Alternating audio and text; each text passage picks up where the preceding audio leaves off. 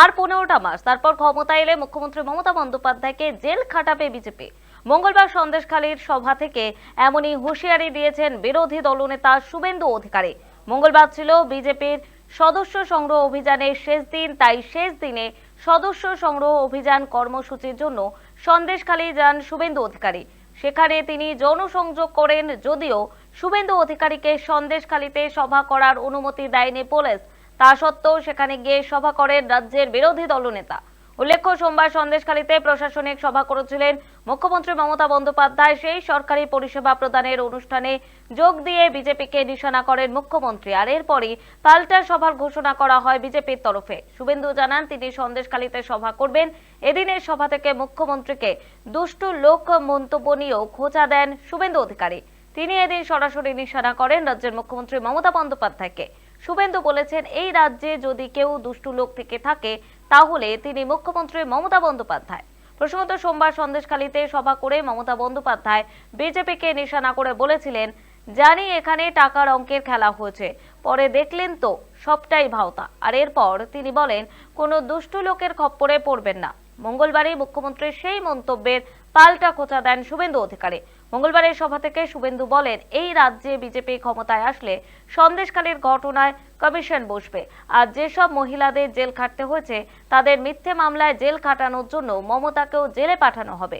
রাজ্যে চাকরির দুর্দশা নিয়েও তৃণমূলকে নিশানা করেন শুভেন্দু অধিকারী। বলেন, রাজ্যে 2 কোটি বেকার রয়েছে, প্রাথমিক পিএসসি নিয়োগ হয়নি, কাউকে চাকরি দিতে পারবেন না, ভোট ব্যাংকের রাজনীতি করছে তৃণমূল, অভিযোগ বিরোধী দলনেতার। সন্দেশখালীর ভিডিও প্রসঙ্গেও এদিন মুখ খুলতে দেখা যায় বিরোধী দলনেতাকে।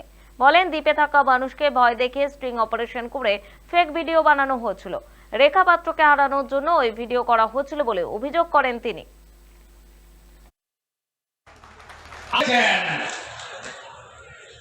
তাই আপনারা একা নন।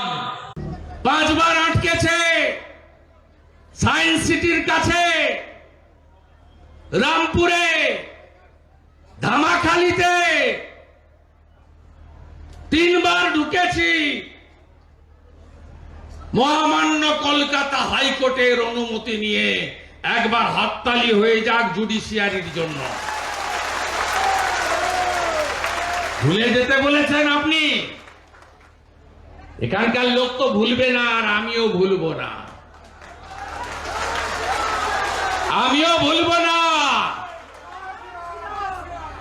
এ রাজ্যে বিজেপি সরকার হলে সন্দেশখালীর ঘটনায় কমিশন বসবে, আর যে মহিলাদের আপনি জেল খাটিয়েছেন মমতা ব্যানার্জি, আপনাকেও এই মহিলাদের মিথ্যা মামলায় জেল খাটানোর জন্য আপনাকেও জেলে পাঠাবে বিজেপি।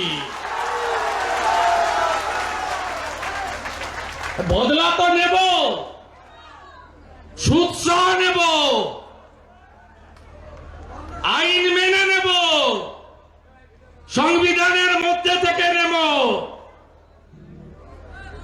আমাকে হারাতে গেছিল কলকাতা থেকে, ওনার নাম হলো কম্পার্টমেন্টাল চিফ মিনিস্টার। এবারে আপনারা করবেন প্রাক্তন মুখ্যমন্ত্রী। হিন্দুরা এক হবেন তো? এক হবেন তো?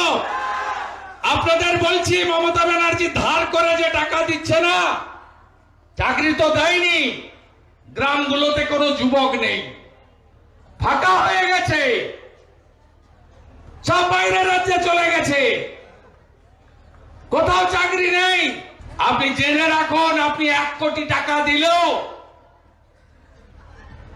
কোন হিন্দু পরিবার, জনজাতি পরিবার আপনাকে ভোট দেবে না।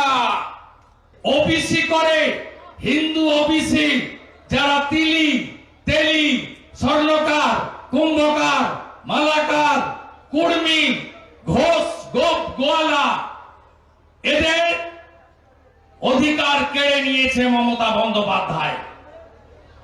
কলকাতা হাইকোর্টের ডিভিশন বেঞ্চ ধর্মের ভিত্তিতে এই মুসলিম ওবিসি সংরক্ষণ বাতিল